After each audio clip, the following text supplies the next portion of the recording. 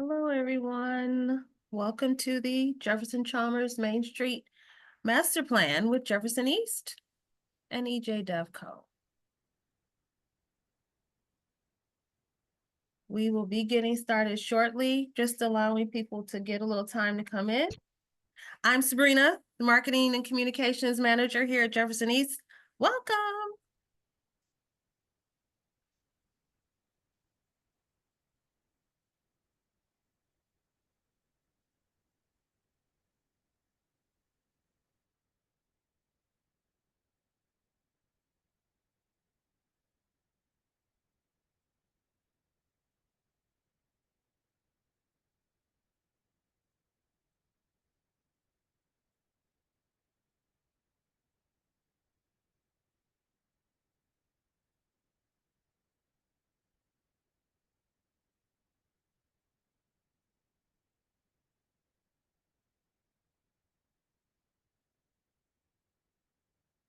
Hi, everyone. Thank you for coming. We'll be getting started, just giving people a little time to come in. Again, thank you for attending the Jefferson-Chalmers Mainstreet Master Plan Community Meeting. We thank you for your continued participation. Hi, Danielle. Hi, India. Hi, Eileen. Thank you for coming.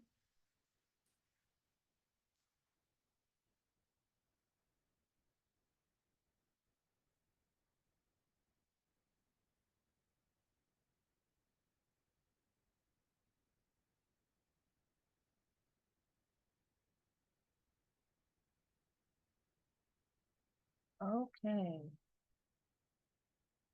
We have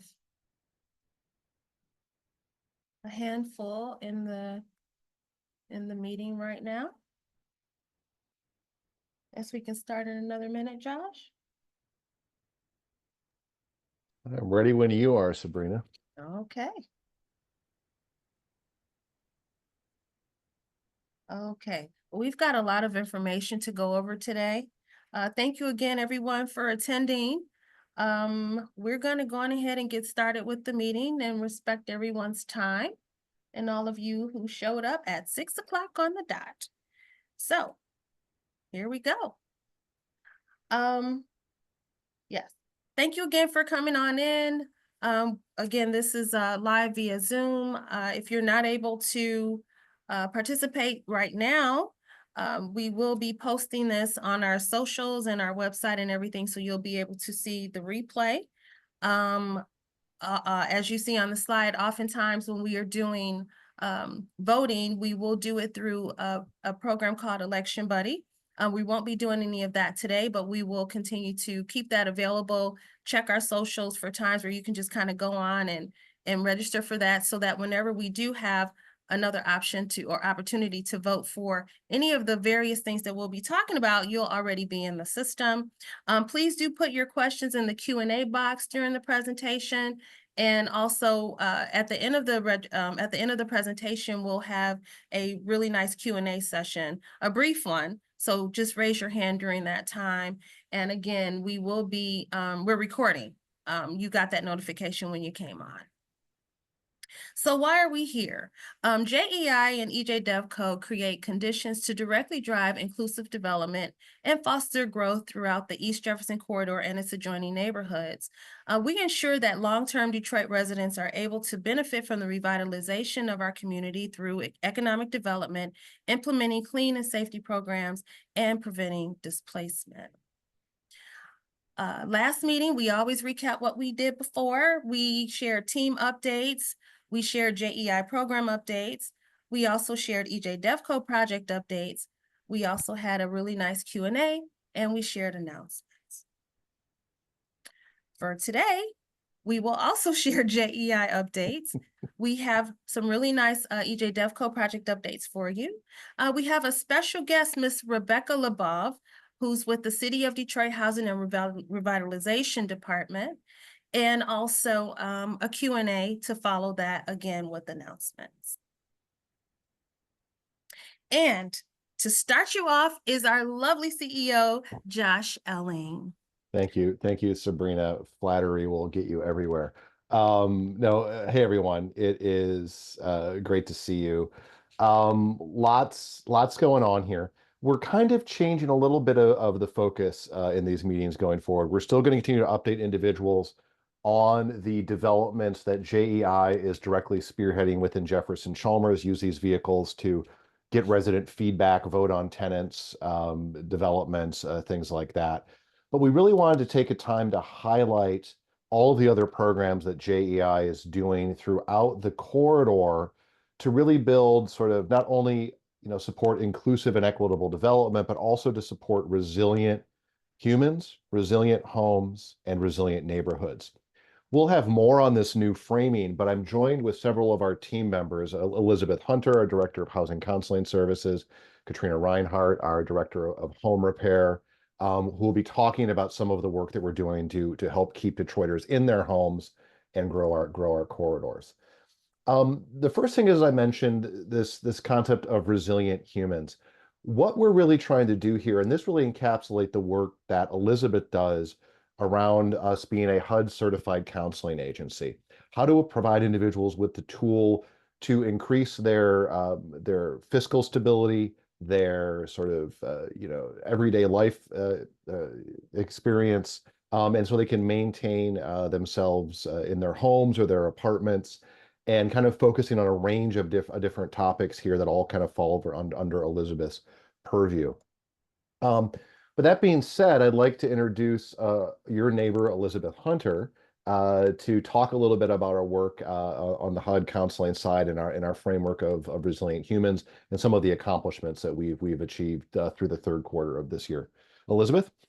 All right. Thank you so much for that great introduction, Josh. Again, my name is Elizabeth Hunter. I am the Senior HUD Housing Counseling Manager here at Jefferson East, and I am your neighbor, as he stated. I absolutely love this neighborhood. I love being your neighbor. You will see me and my children. Some of you have, some of you know me, some of you have stopped by. So just really appreciate you. I've been here at Jefferson East for a little over a year and just wanted to highlight some of the impacts that I've made here at Jefferson East. So again, in 2024, to date, again, the year isn't even all over yet, but to date, we have conducted 422 HUD housing one-on-one counseling sessions, again, to stabilize homes and financial empowerment. We've also conducted many workshops. Thank you all for the individuals who have participated in those. Our biggest one being the home ownership workshop, the home buyers workshop. With all of the workshops we conducted thus far this year, we've had 503 participants participate in that. Again, we have one more workshop coming up for the home buyers this year in November. So the flyer is at the end of the presentation, but please, please, please feel free to come. Even if you've already owned your home, feel free to come and check us out. The application assistance, we really like to support the community with our home buyers tax, our Hope property tax exemption application. Application deadline for that is November 1st. So this Friday, please, please, please, my neighbors, please stop by, please come in so that we can complete those Hope property tax exemption applications with you. In addition to that, we've done the zero interest home improvement loan applications. Those have been really popular. Sometimes with some of the applications you come in, you get wraparound services with us. So you get plugged into the DTE energy efficiency program. And then we're also an intake site for the senior home repair program. Oh, sorry, guys. All right, there we go. Again, another impact that we've made is with our home repair services. We've done $175,000 through our senior home repair intake. So we're really proud of that number, assisting the seniors with completing that intake and making sure they were able to take a part and be a part of that program. In addition to that, with our zero interest home improvement loan applications, we are proud to say that we have helped the community and supported them with those applications with $361,000. We're still doing those applications. If you know anyone who would like to complete one of those applications, please feel free to share our contact information. Call me here at Jefferson East, and we can definitely take care of that. And those are all the updates for me. Again, excited to be here. So proud to be one of your neighbors, and really appreciate you all for being here tonight. Thank you, Elizabeth. And I think what you'll notice is, we do intake for other home repair programs, such as the City of Detroit 0% Home Repair Loan Program, the City of Detroit Senior Emergency Home Repair Program. But one of the things that we really started doing was doing direct awards of other home repair grant and loan programs. And we've bundled all of these services under our Resilient Homes program. So these are our ways that we're focusing on the individual. We're also focusing on the structure. How do we make the physical structures in our neighborhoods more resilient to extreme weather events, more resilient to disasters, and just ensure that long-term residents that have been in these houses are able to continue to live in them, to enjoy the growth that's happening around them. Many of you have seen this model before.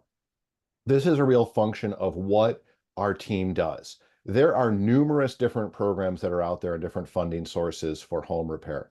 We're very proud to have been a part of the formation of the Detroit Housing Network, which the City of Detroit launched several years ago, in which is a way that we now have a universal intake structure. If someone walks into our neighborhood resource hub, sits down with Elizabeth or Jacqueline or Katrina, and we can get their information, put them into a system, and be able to link individuals and homeowners and renters to a range of services that are available to them.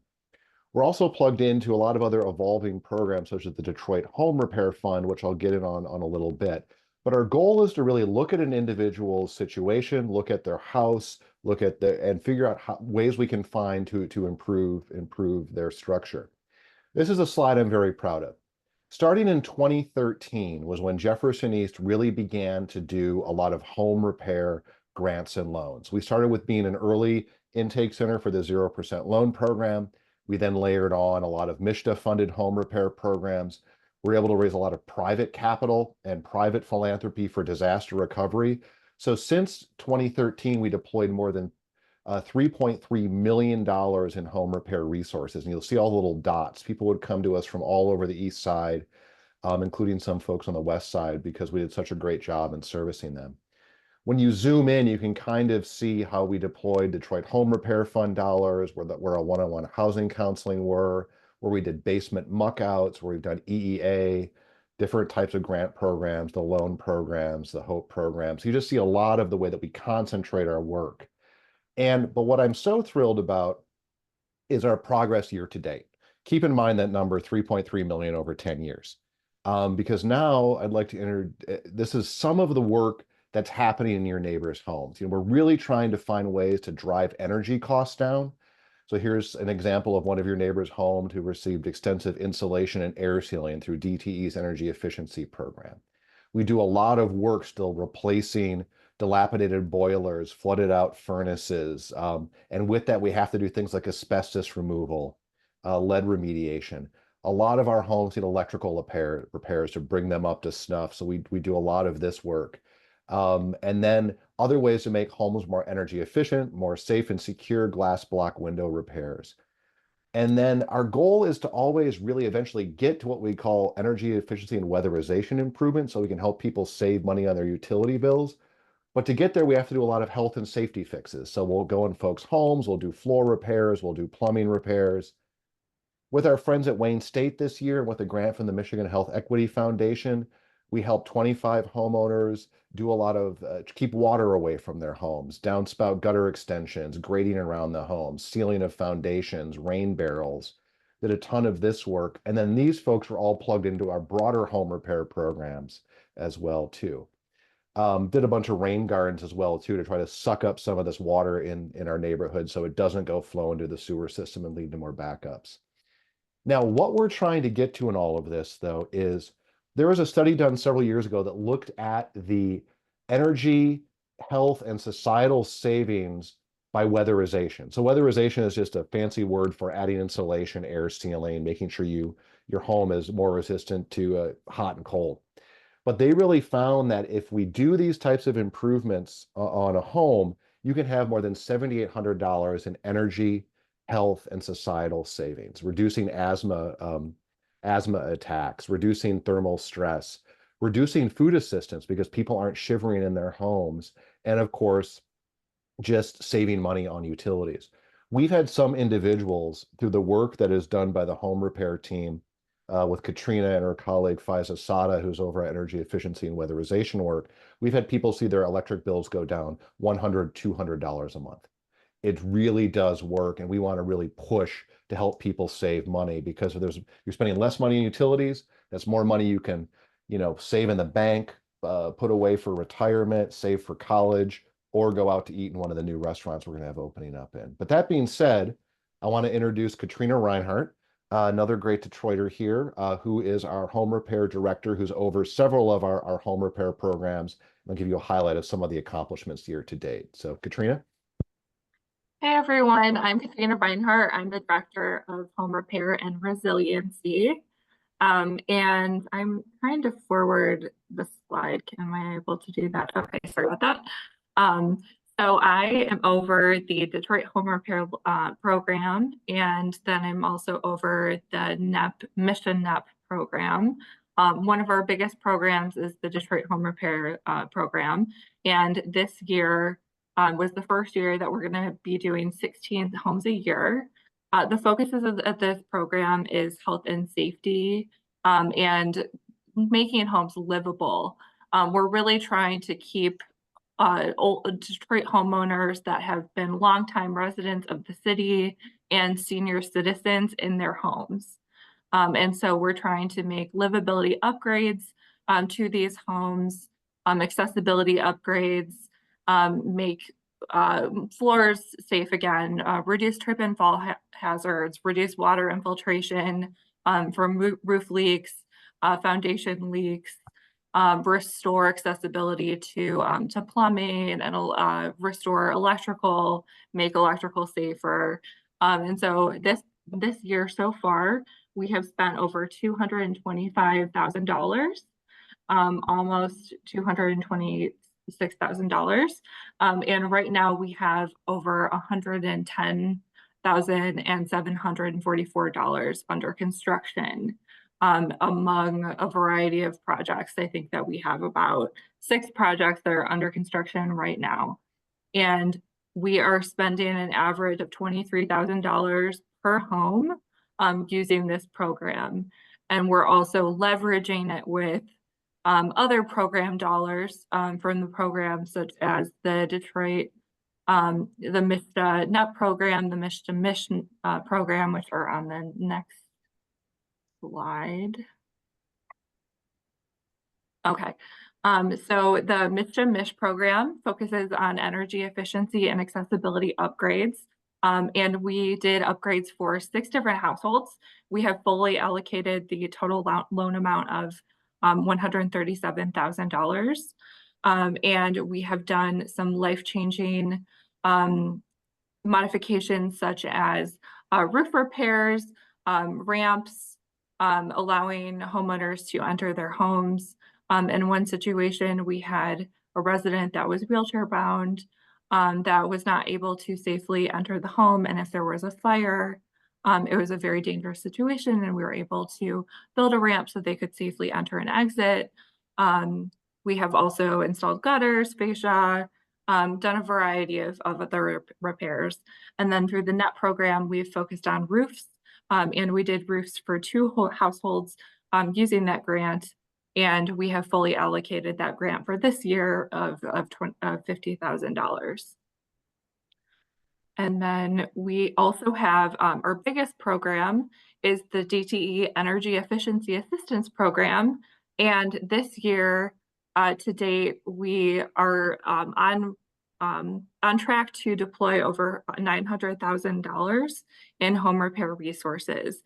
And this program is aimed at reducing the cost burdens, the energy cost burdens for homeowners in the city. We are installing measures such as HVAC systems, air conditioners, hot water heaters, and then doing full weatherization measures, which reduce the health and safety or increase the health and safety of the homeowners and reduce the energy costs of the homeowners. And residents can see a savings of up to $400 a year, which has been a really big impact and is helping people save towards making the home repairs that they need to their homes, and they can place those dollars other places. And we currently have allocated over $578,000 in measures and energy efficiency measures for 76 residents in the neighborhood. And the rest of that money has been spent on health and safety measures that have allowed us to make those installs. So we have been able to repair roofs in order to install HVAC systems, remove mold, remove asbestos, that allowed us to make other improvements. And as I'd mentioned, we are on track to deploy over $900,000 in home repair resources. And we do have a waiting list. If anyone is interested in applying for home repair resources, there's a first come, first served basis. And we do have many residents that are currently waiting on the list. And depending upon what measure you need installed, we do prioritize those certain measures. But please give us a call or access our website to complete this form, and we will add you to our list. Right. Thank you so much. Thank you, Katrina. And also, in addition to Katrina, we've got Faiza Sada, who is over our DT Energy Efficiency Program, and of course, your other neighbor, Jacqueline Richmond, who does intake on this work as well too. So, but I really wanted to point out right now, like we do have a wait list, but the more people that we can actually identify that need resources, that really increases the chances that we're able to get additional resources, especially from the DT Energy Efficiency Program. Right now, we're looking at our wait list, and I'm going through people that we know do not have heat or hot water. So if you know of individuals that still need help, their furnace might be out, their hot water might be out, have them contact us, because we would want to try to target those individuals to get them ready for winter. But I am very proud of the team. I think, as we mentioned, in this year, all told, with all of the home repairs, whether directly administering or we've tied people into, or the loans we've helped people access, I think we're going to be close to about $1.9 million of home repair resources deployed throughout our service area. If you think about that during the first 10 years of doing this, we did 3.3 million. This year alone, we're going to have almost 1.9 million. And so it's a real testament to the team that's here and working for JEI, as well as our partners in the city of Detroit, private philanthropy, DTE, for putting money into these programs, as well as additional support from the federal government and the Biden-Harris administration in supporting these initiatives. So very, very thrilled about that. Going to go really quickly on a couple other topics because I want to get to Rebecca here, but our other bucket of work is what we call our resilient neighborhoods. Thanks to our community development block grant from the city of Detroit, which we've had going on 14 years now, which funds our community CompStat process for the 5th and 7th precinct, our domestic violence prevention and recovery, our public safety AmeriCorps. We keep our finger on crime stats. Now, the good news is, going back to 2013, we've pushed crime rates down more than 43% throughout the broader JEI service area. So that's the entire corridor downtown, all the way out to Alter Road, the river up to Mac. So what we do we have our CompStat meetings every month. We kind of look at what the crime trends are. We bring people together to tackle those issues. So you can see this year, we're up just a touch on the west end of the corridor with violent crime, but we're down 3.7 in property. In the Jefferson-Chalmers Marina District Riverbend neighborhood, we're flat on violent, but we're up a touch on property crime. A lot of that is smash and grabs from cars. So one of the things we'll be looking at in the new year is further target hardening with automobiles, VIN etching, but just wanted to let you know that our safety work continues abated. One of my favorite programs is our domestic violence advocacy and prevention program. Through the CDBG resources we receive from the city of Detroit, we have 2 domestic violence advocates embedded in the 5th and 7th precinct. They help victims of domestic violence develop safety plans, get placed into shelters, legal advocacy, counseling, a whole range of resources to help them recover. We also are able to help them issue personal protection orders against the abusers. And also something we've started to do is try to find resources for those individuals that are abusing folks, getting them plugged into counseling, try to break that cycle of violence. So that's a new approach we've dove into. This is produced through our friends at Wayne State University Center for Urban Study and the American Urban Safety Program. But if you know of anyone who is a victim of domestic violence, needs support, they can reach our AmeriCorps Urban Advocate Corps at 313-334-7922.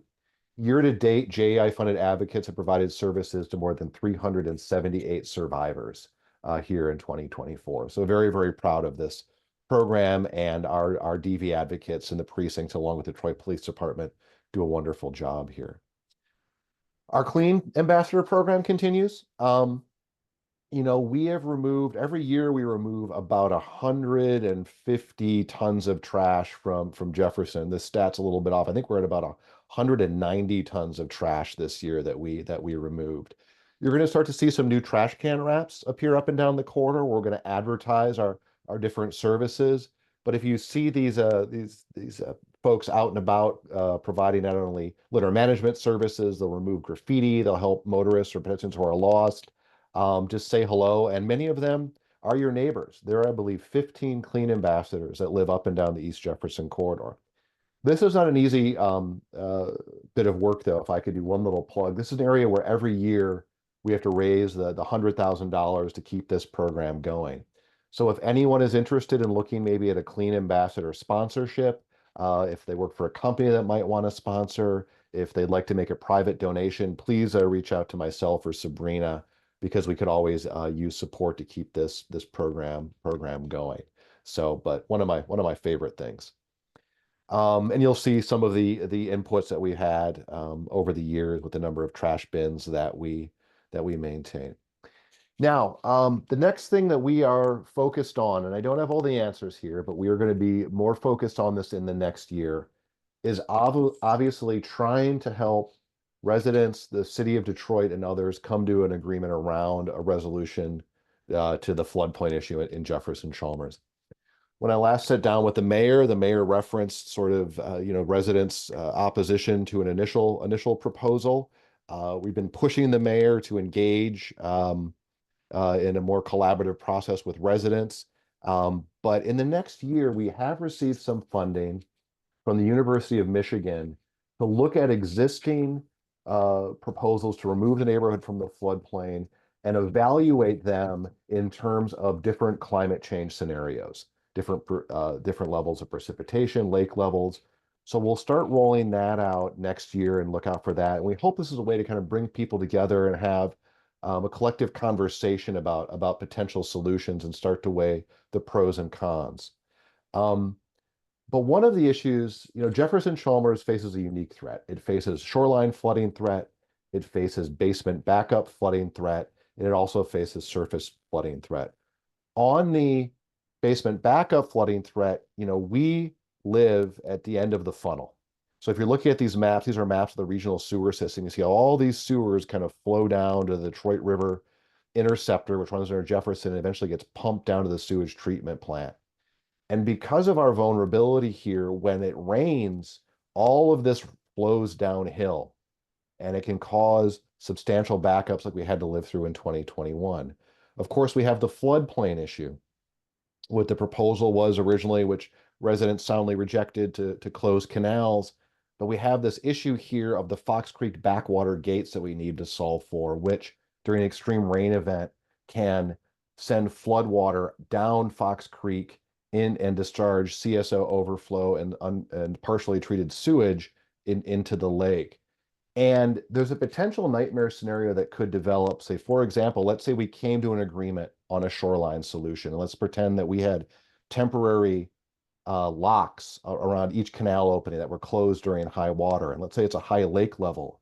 But then if let's say you had the high lake levels, everything's closed off, you had an extreme rain event, and there was an emergency discharge at Fox Creek, you would basically end up flooding the neighborhood with sewage because it wouldn't be able to discharge out into the lake. So you've got to solve kind of the sewer backup problem and the shoreline problem in tandem. And one of the things that we've been really looking at recently is how do we, one, give credit to the city, like on the upgrades they're making, like they're doing extensive upgrades to the Detroit River Interceptor to boost capacity to convey stormwater away from our neighborhoods. But we had an opportunity that kind of came together with our friends at the University of Michigan, DWSD and GLEWA.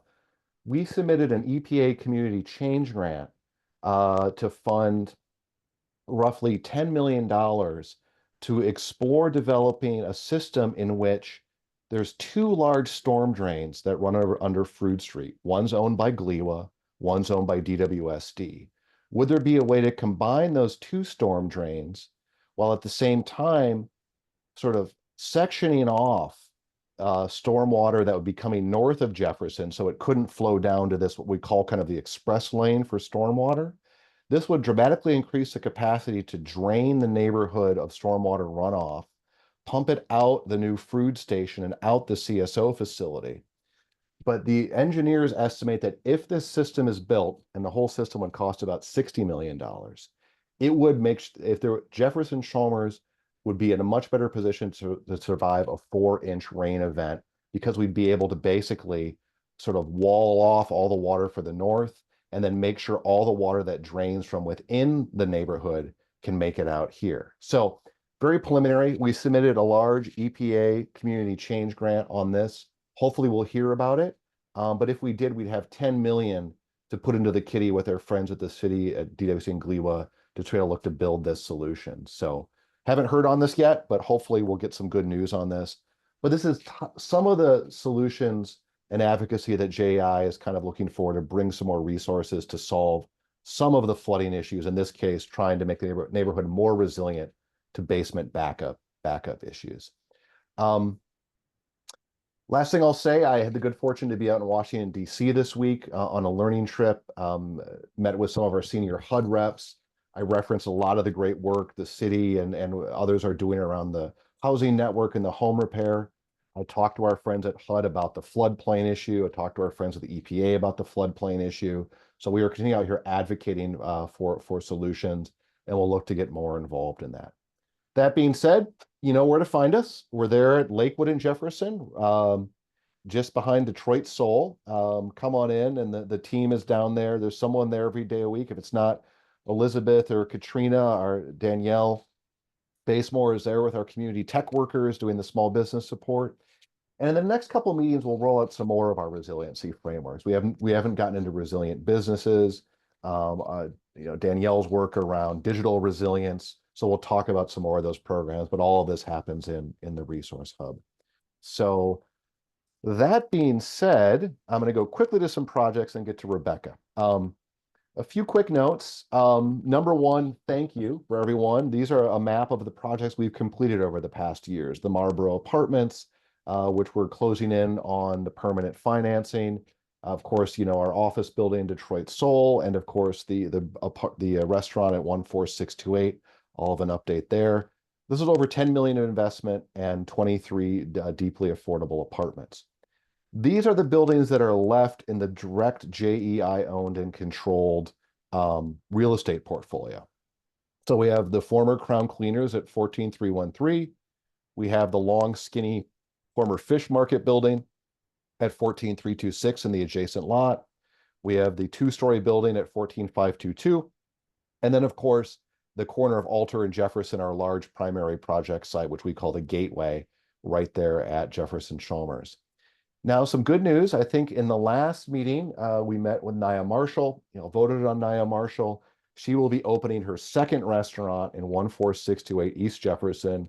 The lease has been finalized. She has been in there and working over the past several months. She will be joining us in December with an updated timeline. The estimates right now, she was hoping to open in December. She's going through liquor license hearings. We met with the adjacent church and building owners and got their sign off a few weeks ago. She's in there working and painting, but she's going to want to get some more feedback from residents on menu and things like that, as well as start to ramp up hiring. Nia estimates she's going to have about 35 employees at this location. And so when we get a little bit closer, we'll start advertising those positions to the surrounding community. But thank you to everyone who participated in the vote on that, and she should hopefully be opening up later this year, if not early in 2025. Our major development focus continues to be the Gateway project. This is the block between Alter and Ashland. Currently sitting down with our friends at Invest Detroit, putting together the finance stack for the project that will bring 18 mixed income apartments here, a new office space for Jefferson East, newly built on the corner, new commercial space for restaurant tenants and other retail tenants. So this is about a $15 million project, looking at doing a combination of historic tax credits, new market tax credits, potentially leveraging some of the resources from the Biden-Harris passed Inflation Reduction Act on clean energy and energy efficiency, working with our friends at Enterprise Community Partners and LISC on their Power Forward Communities Initiative, which is a $2 billion fund to support developments like this. So we're still putting the finance stack together. I'm staring down about a $5 million gap on this project. It's about a $15 million project, $5 million gap we've got to figure out. But this is probably our biggest impact project that would transform the border as you enter in the city of Detroit. So not much more news on that. If we get a little closer and get a little bit more in, we'll engage some more on some more refined design elements. But the concept is kind of what we've showed you before. This is just a little sort of updated renderings that we've been sharing here with folks. 14313 East Jefferson, we have a potential restaurant tenant on this site. That individual received a Motor City match grant to sort of spec out the interior build-out costs. We've spec'd out the exterior build-out costs, and now we're just kind of working through what the overall financing of this redevelopment would be and how we could fill some of the gaps on the redevelopment.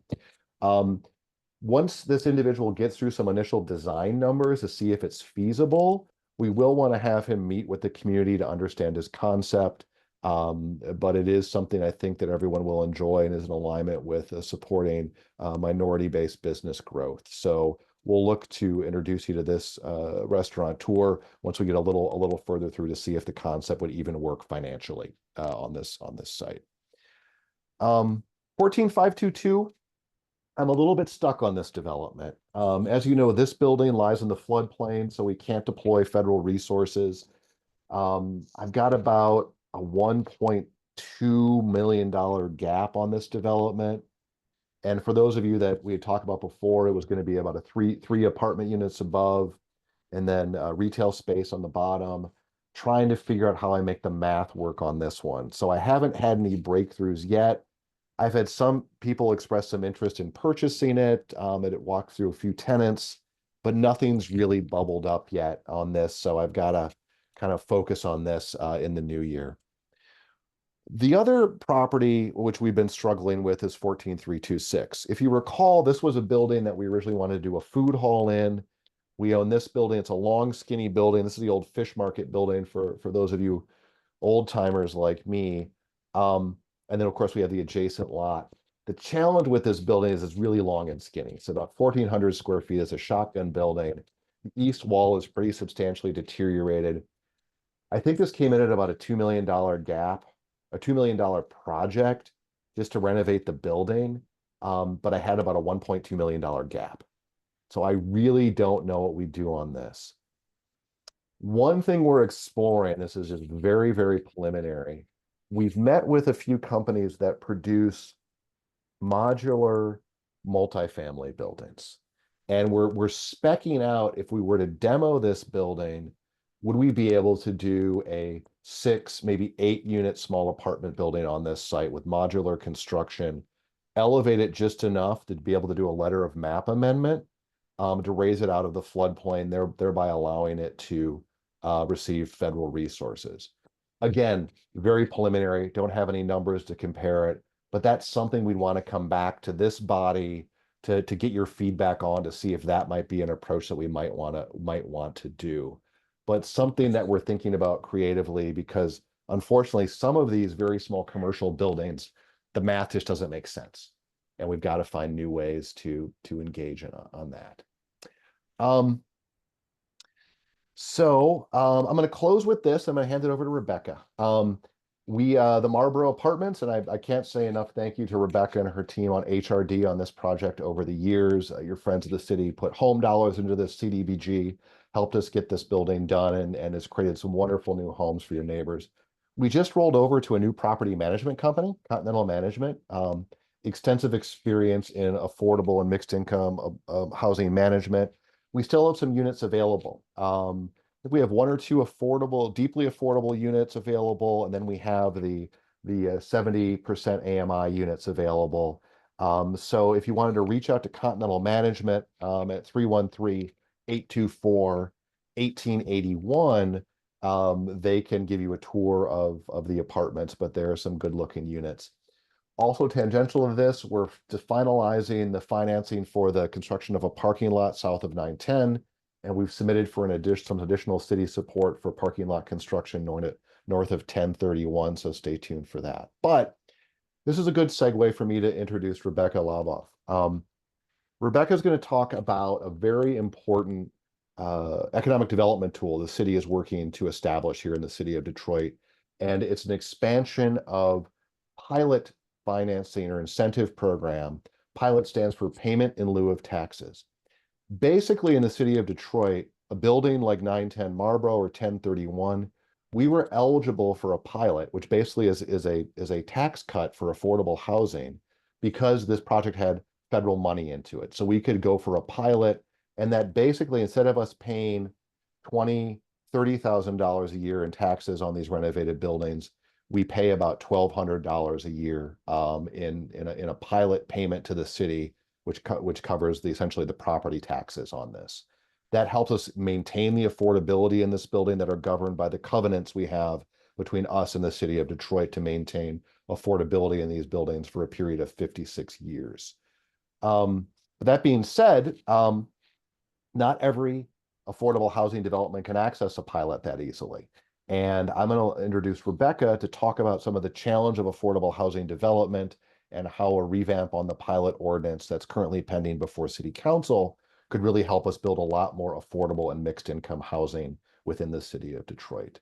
So Rebecca, I am going to turn it over to you. Thank you, Josh. Great, you guys put my headshot on there. So thank you all for the time. Tax incentives are, I think, a really exciting topic for 6:42 p.m. on a Monday, but I hope it's interesting to you all as well. This is really important to the city. I think right now it's a priority for us, but I think it's also really important long-term for making sure that we have a good supply of affordable housing. So I'll get into it in a moment. But for those of you I have not met, my name is Rebecca Labov. I'm currently the Chief Development and Investment Officer for the Housing and Revitalization Department. So generally what we do is support affordable housing development in a number of different ways. So one is that we fund developments like Josh was referring to on the Marlboro. We'll provide gap financing, which is really the cost between what you can afford to borrow or get from MISHDA in equity and what it actually costs to develop the project. And we also have a team that does identification of city land to put out for people to develop on to do affordable or mixed income housing.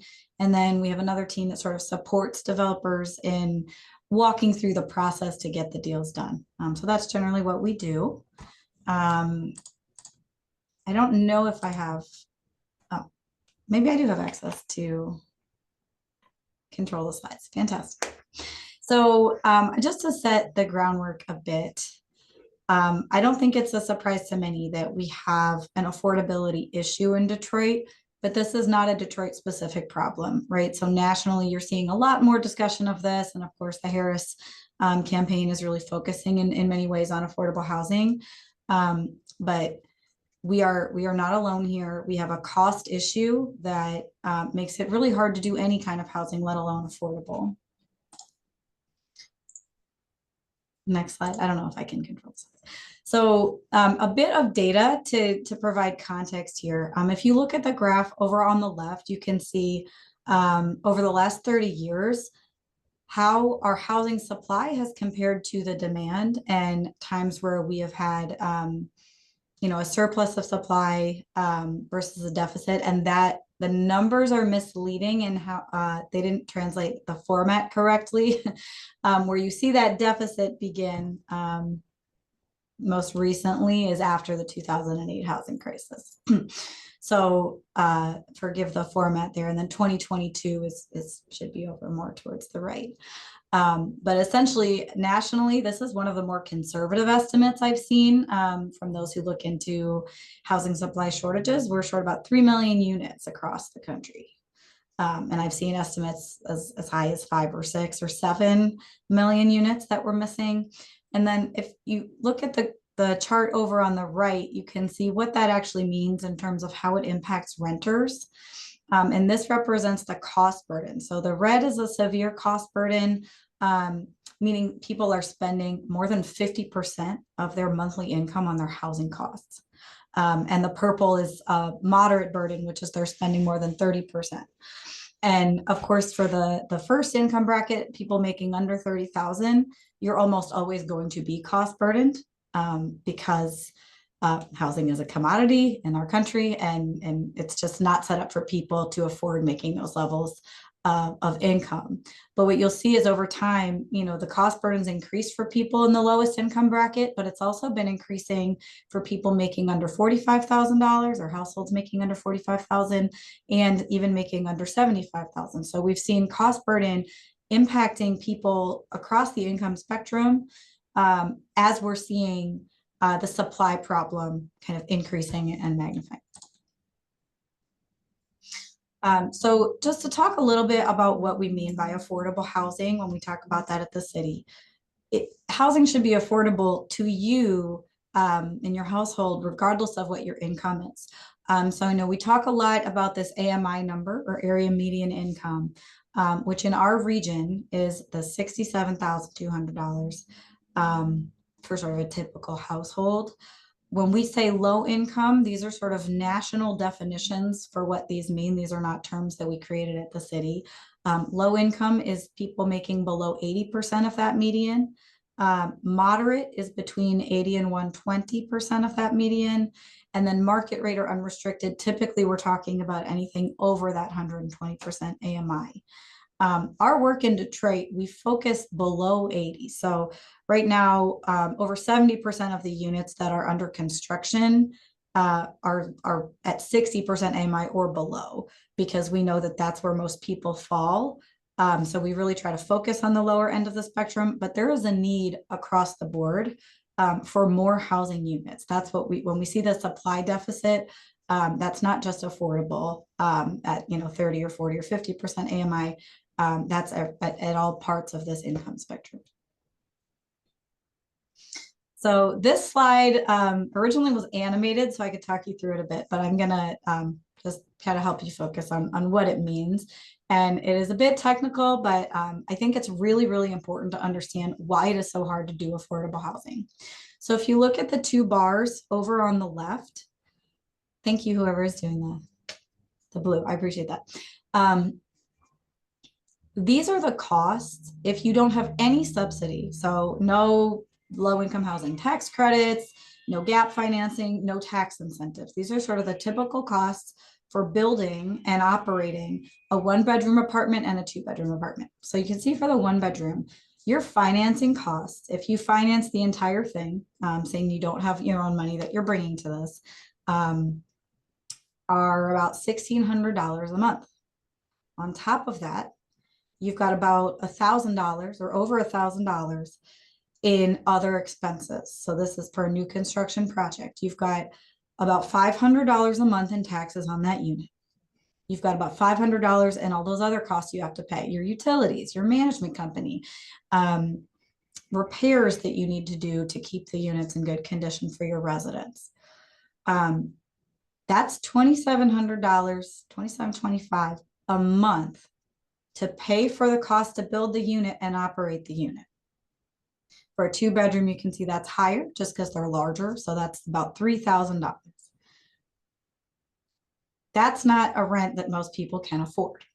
So everything that we see is typically subsidized. And what you see on the other green bars are just kind of typical housing budgets based on 30% of your income if you're in some of these different fields based on local wage data. So for instance, a retail worker on average doesn't have more than $1,000 a month to spend on their housing costs in a single income household.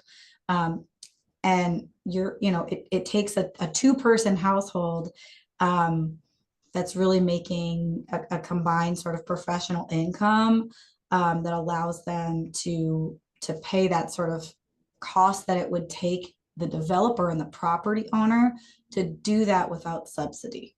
So it's trying to explain the case for why we always need subsidy for affordable housing for sure, but even for most market rate housing for like your average people in these professions, some level of subsidy is always required just based on how high the costs are right now. That's the cost to build, the actual materials, the cost of labor, and the cost to borrow, which hopefully the interest rates are going down, but they've been very, very high for many years now. So this is a bit of a window into what are some of those subsidy tools that we use to get the housing built. So Marlboro would have been a great example. I wish I had swapped that out now in hindsight, but the example on the top, this is on Woodward Avenue in Piety Hill, brand new construction of low-income senior housing called Reverend Jim Holly Residences that opened last year. What they used to finance it or to pay for the construction was low-income housing tax credits, HUD funds from the city of Detroit. And then they also have, a lot of times, I don't think this property does, but often you'll see they may have Section 8 or routers that are attached that help pay down people's rent. The tax incentive, so what Josh mentioned earlier, it is absolutely necessary for any kind of what we call the capital A affordable that have that state or federal subsidy, is this payment in lieu of taxes. And I'm going to talk more about how that works in a moment, but it goes with all of them. So anytime you see Section 8 or low-income housing tax credits, those properties always come with that pilot because it's a really necessary incentive to make the numbers work. For market rate housing, or what sometimes we call lowercase a affordable, so they may have a portion of affordable units or affordability that's regulated like only by the city as opposed to by HUD, the federal government or the state of Michigan. Generally, the financing they need is a lower interest loan. Like you may have heard of Detroit Housing for the Future Funds. This is a tool that the city helped build that's operated by Detroit LISC that just reduces the cost to borrow money so it's more possible to build new housing or rehab housing. And then they come with this other kind of tax incentives, which you may be familiar with. These are the kind that require public hearings. So you see them on city council agendas a lot. There's an NEZ or Neighborhood Enterprise Zone, Obsolete Property Rehabilitation Act, which we call OPRAs lovingly. And these require a good deal of time and effort to get through city council because you have to first establish a district in which your property can be eligible, and then you apply for a certificate within that district. So you essentially go through a process that can take 3 to 4 months, twice, back to back, to access these. And you have to go to city council and kind of plead your case for why you deserve that incentive. And usually that means hiring a lawyer to help you do that and navigate all of the processes. And it can be expensive in addition to time consuming. So for us in Detroit to tackle the affordability problems that we have, our department believes strongly we need a game changer. None of the processes and tools that are available right now are easy for people to use to create affordable housing. And what that needs to do is 2 things. The first is to make it faster and easier to build housing of any kind. We are not a development-friendly community in Detroit. It's very difficult to get projects done here. And this is a narrative that you see a lot of times in reports about like, why don't we have more housing being built here?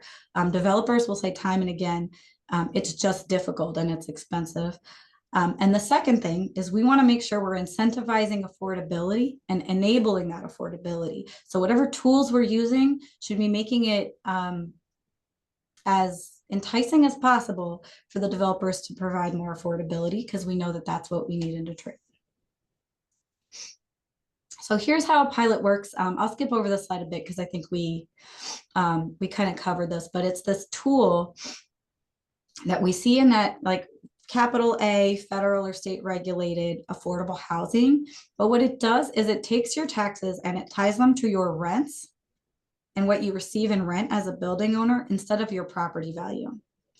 And right now it's only available, again, if you have that special financing or that you have to have a specific type of ownership entity. So you can't just be a regular nonprofit. You have to have kind of a special setup to be able to access the pilot. And here's how the math behind how it works. So this is another example of a new construction affordable project on the East Riverfront called 7850 East Jefferson. It's pretty massive, so the numbers are large, but I'll walk you through it a bit. So there's $750 average rent over 150 units. So if you take that and you multiply that over your 12 months times all your units, this property would bring in $1.35 million a year. The pilot, very simply, takes a percentage of that rental income, and that's what you pay in taxes. So in this case, it translates to about $54,000 in taxes. It sounds like, wow, what a steal, but I just wanted to add this other line item so you know the other expenses on this project total $1.2 million a year to pay their loans, to pay their utilities, to do maintenance, to put away some money for replacement reserves, which is basically money you save to fix things later. So the margins are pretty thin. On 150 units, they're coming out with $41,000 a year, which they actually just used to pay themselves back for money they loaned into the project. So it's very, very difficult to kind of get this to balance, and the pilot is critical. So you can see underneath, without the pilot, if they just paid regular, what we call ad valorem taxes, they would be over $300,000. That would immediately need to take the rents up to $900 just to pay that difference in taxes on average. And then I put the note below, of course, they also have the federal subsidy of the low-income housing tax credits, which makes this possible to offer rents at $750. Without that, if they just built this at market rate, this project would have to charge rents of $2,000 just to pay the bills, pay the taxes. So why are we changing the way that pilot works now? There's been a major change at the state level that was previously an obstacle for us, but this changed in late 2022. So the state said, now any project can access a pilot if they do 15 years of affordability, anywhere up to 120% of that area median income, or what the state calls workforce housing. This is, when I talked about a game changer, this is something for us as a city to take advantage of because we'd never had access to this tool before. You only had to, come with that federal subsidy, and now you don't. So that's the big difference that we're working within now. So here's what we want to do in Detroit. Use the pilot to make it faster and easier to build affordable housing. So any developer in good standing would be eligible for this. You don't have to be a special type of ownership entity. You don't need that competitive federal funding. Lower rents would translate directly to lower taxes, and I'll talk through how that works in a moment. And then also, really importantly, there would be a faster track for approval compared to how it goes right now when you're trying to get a tax incentive. All right, I hope everybody's still with me. I don't think we've lost participants, so I feel good about that, but we're going to get a little bit more into the weeds.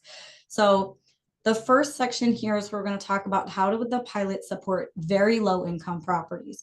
So this is when we say the average rents are serving people below 60% of that area median income, or below $40,000 a year. Their pilot rate would be 1% of their rental income under this ordinance. So that would translate to, if you had a property with $600 a month rent, about $72 per unit per year for taxes. Why is this a benefit for Detroiters? So it works together with other subsidy. And this is what I want to kind of highlight. A pilot itself will never get you 30% AMI rents. It's just not enough savings. Even if you charge zero taxes, you just can't do that unless you have some other level of subsidy coming into the project.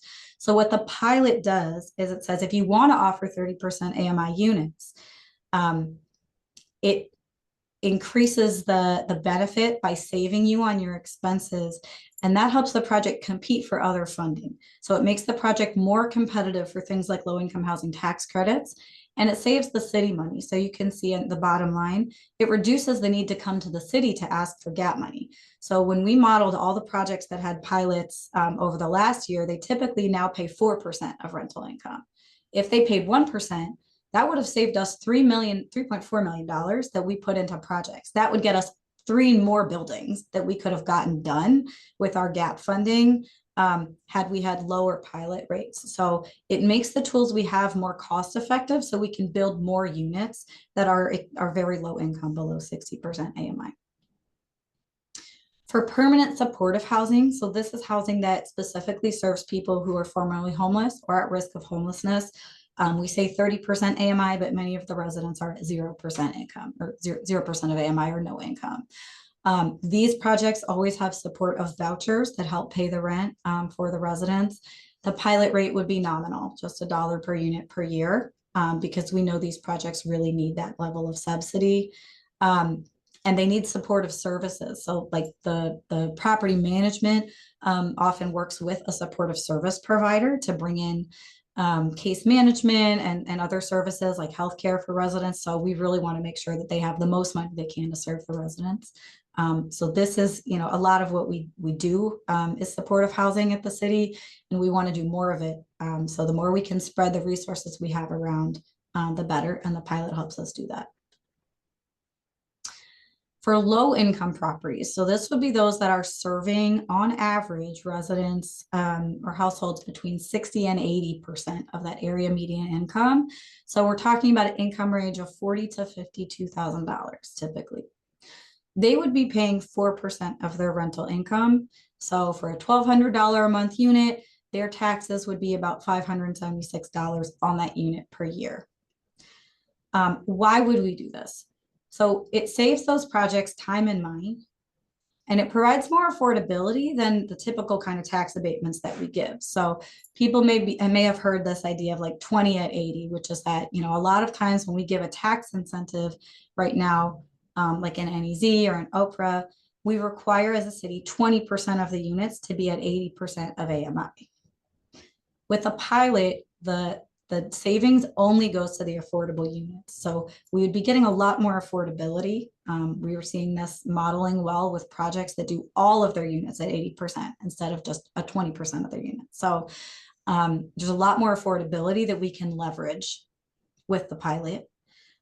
We see it as a tool that's going to work really well to preserve and improve what we call naturally affordable buildings. So places where the rent maybe is only $900 right now, someone wants to buy the building, we require that they keep rent stable for people who live there, and the pilot allows them to do that so they can reinvest in the property without having to raise the rents.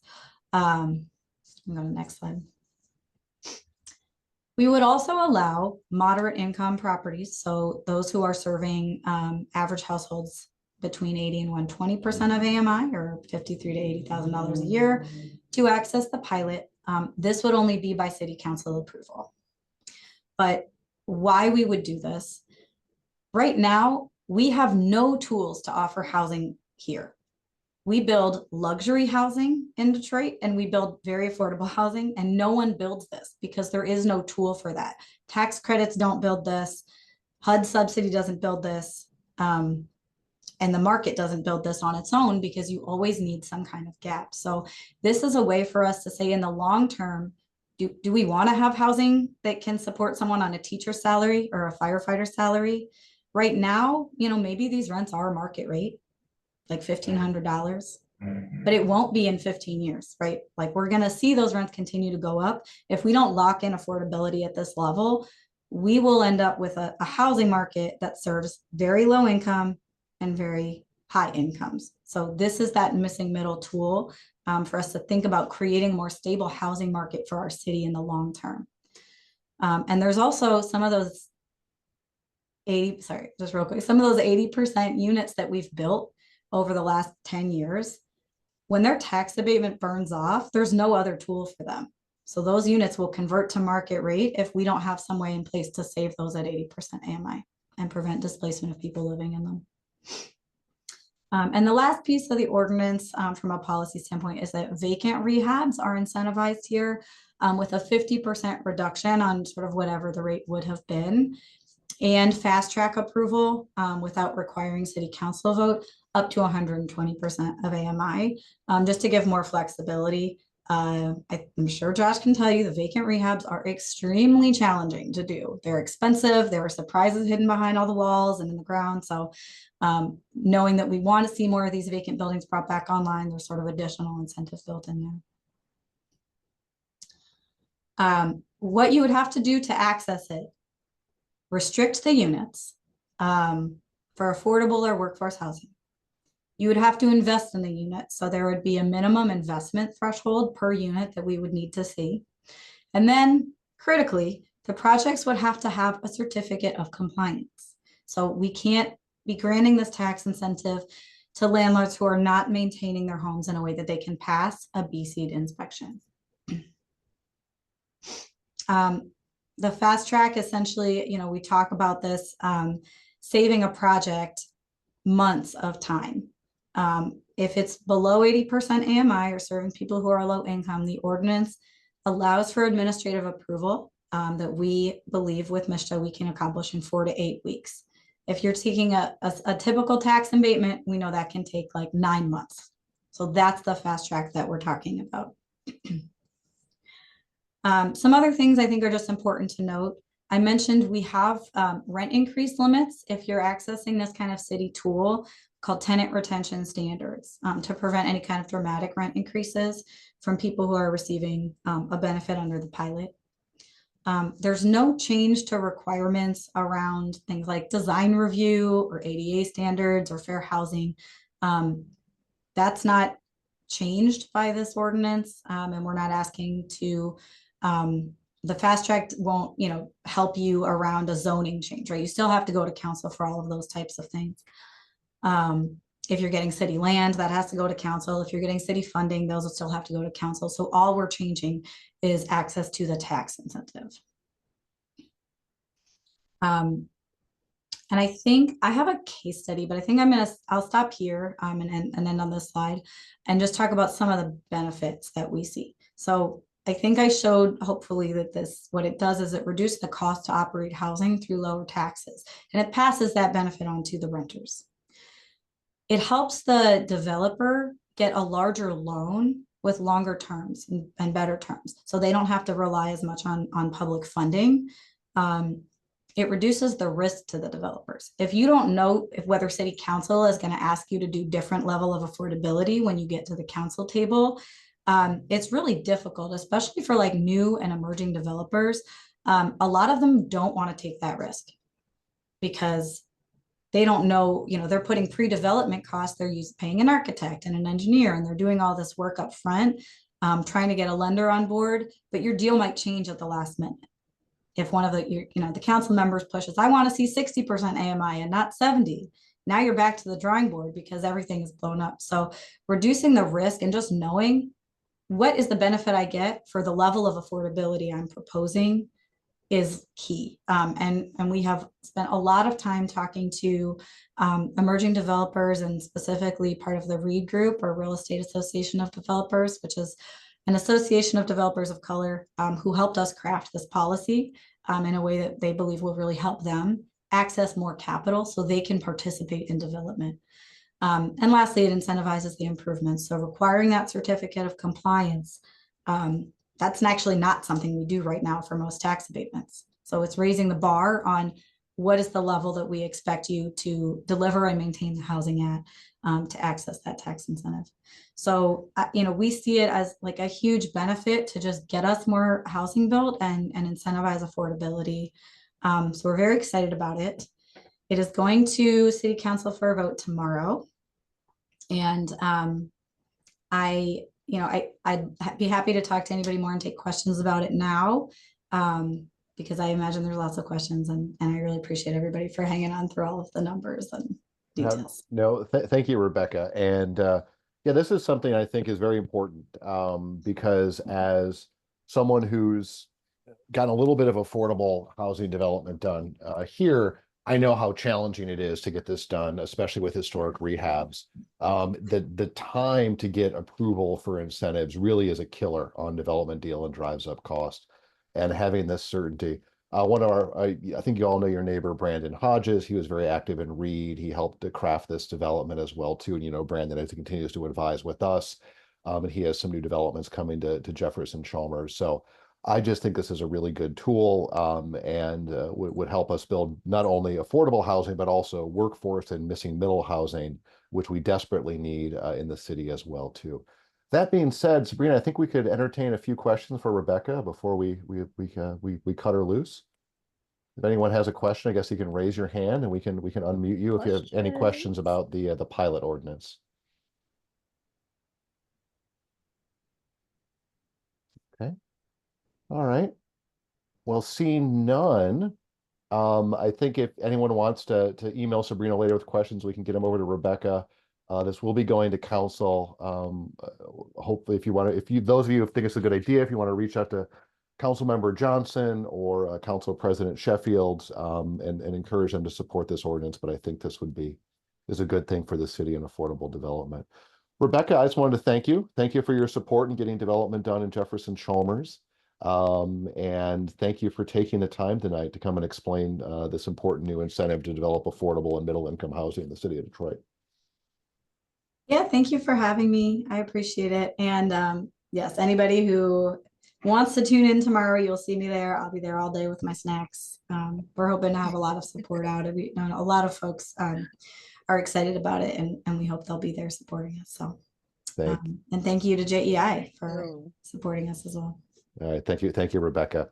Okay. So, Sabrina, do you want to take us through sort of the updates? I see that Danielle has joined us as well too. So, yes, and don't think you're seeing double the name. Danielle Taylor Basemore is our digital navigator and our interim business district and safety manager. She's joined us and she's going to talk to you a little bit about the programs that she manages. Danielle, I am going to manage this for you. So you just let me know when you want me to move forward and you can unmute yourself. Sounds good. Thank you, Sabrina. So again, hi everyone. As Sabrina said, I am Danielle Taylor. And first, to kick things off, I just want to remind everyone to book an appointment at the Jefferson East Neighborhood Resource Hub Connected Learning Center for free computer trainings.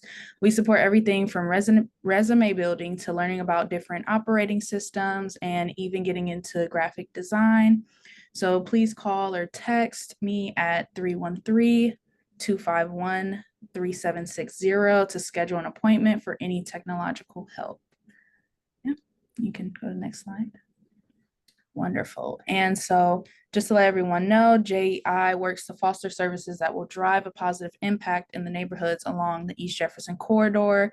And that includes working in partnership with DPD and the Wayne State University Center of Urban Studies to reduce and prevent crime. One of those ways that we address crime stats is in our monthly CompStat meetings. We do this for the 5th and the 7th precincts. If you are interested, you can contact me at the number that I just said, or you can contact Darian Lewis. Her contact information is at the bottom. Along with CompStat meetings, we also offer domestic violence counseling, ER training, and we also post signage just to let people know about different initiatives we're putting out. And we also distribute target hardening devices. Can you go to the next slide? Perfect. So for anyone unfamiliar, these devices are designed to make the target substantially more difficult to steal. So that can be a car club to prevent someone from stealing your car, a home security system, in order to stop people from breaking into your home. So if you are interested in any of these devices, or you would like a home safety assessment, you can reach out to me or the AmeriCorps Urban Safety Team.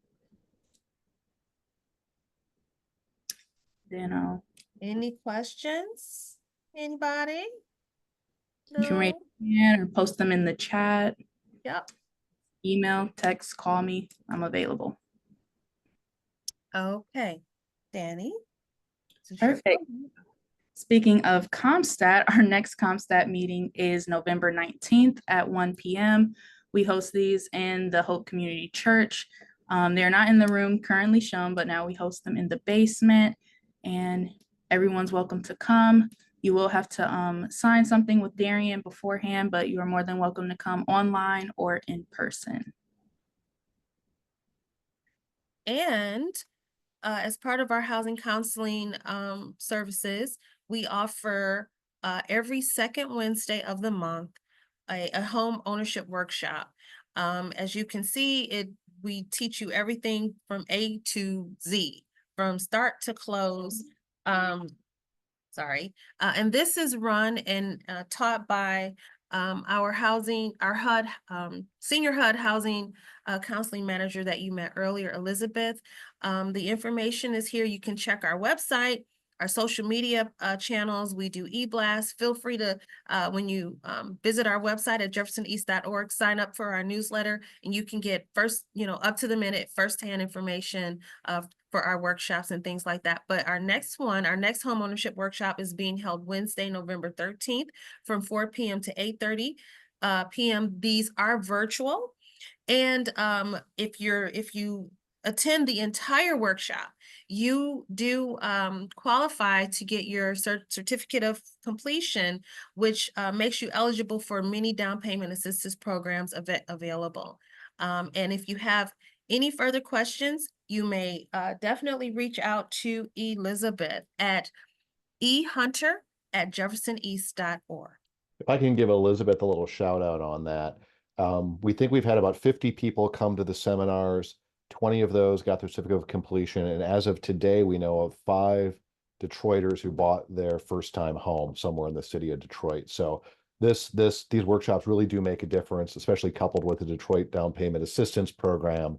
So hats off to Elizabeth for helping 5 Detroiters buy their first home. Yep. And just so that you know, generally each month, at the top of the hour for the first hour, Elizabeth has amazing special guests that come, whether it's realtors, whether it's lenders, anyone who would be a part of your home buying team. They do come and they provide information. So even if you've already gone through a workshop, feel free to register and come on in. You can stay for the first hour to get all the information from all of these great people that do come monthly to impart great wisdom to you. Danny, take it away. All righty, so next up, we have some information on our Code the Dream cohort. Code the Dream offers free intensive training and software development to people from all types of backgrounds, and JEI had the wonderful opportunity to partner with Code the Dream, and we have a cohort starting in the spring. So if you are interested, please reach out. You can scan the QR code to learn more information, and that QR code leads to codethedream.org. Again, that's codethedream.org just to get some more information. And again, reach out if you're interested so you can join our cohort. And next up, we have our community tech workers. So as Josh mentioned earlier, we have our business team that works out of the Neighborhood Resource Hub. So you can come in and find me or the community tech workers there at any time for small business help. Community tech workers specifically focus on tech help. So that will be website development, social media management, point of sale systems. They'll even help you get your cybersecurity together so no one can hack into your computer. So you can book an appointment with them on the Detroit Means Business website, or you can call them at 313-887-1775.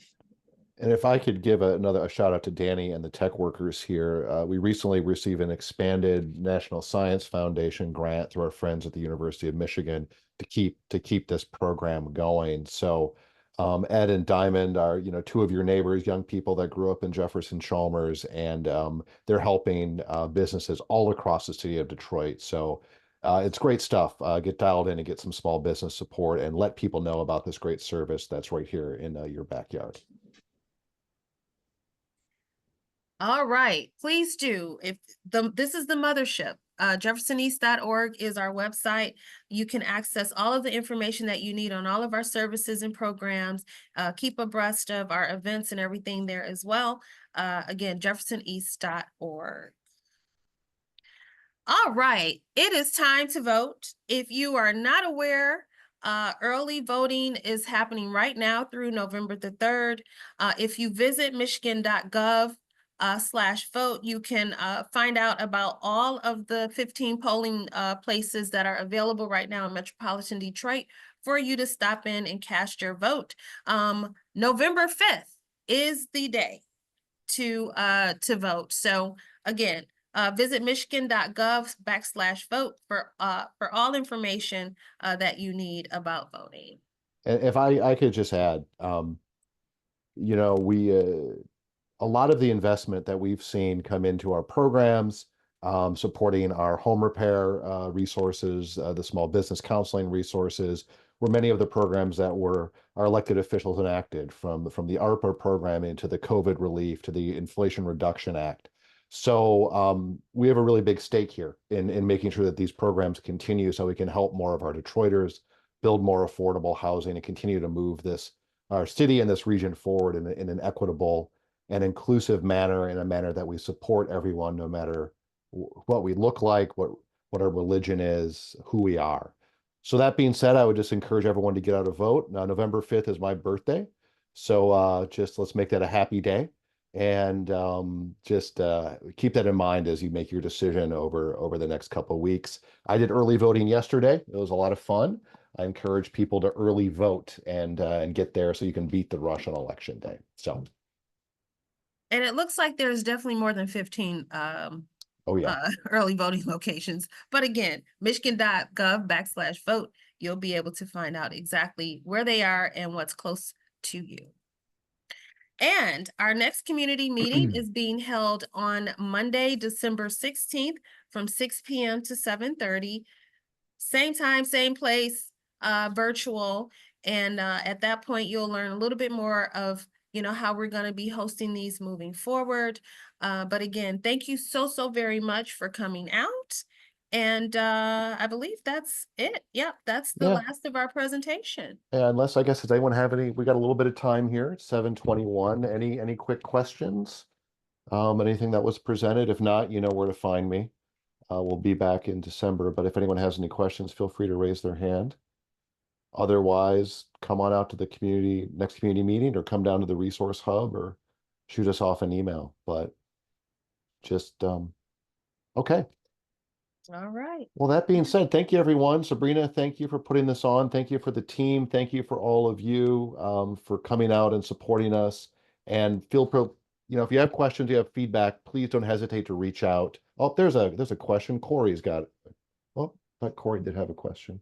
Oh, his hand went down. Okay, well, we will do more questions next time, and everyone. But thanks for coming out. And if I don't talk to you, have a great Thanksgiving, and we will see you before the holiday season. So. Yep. Thank you.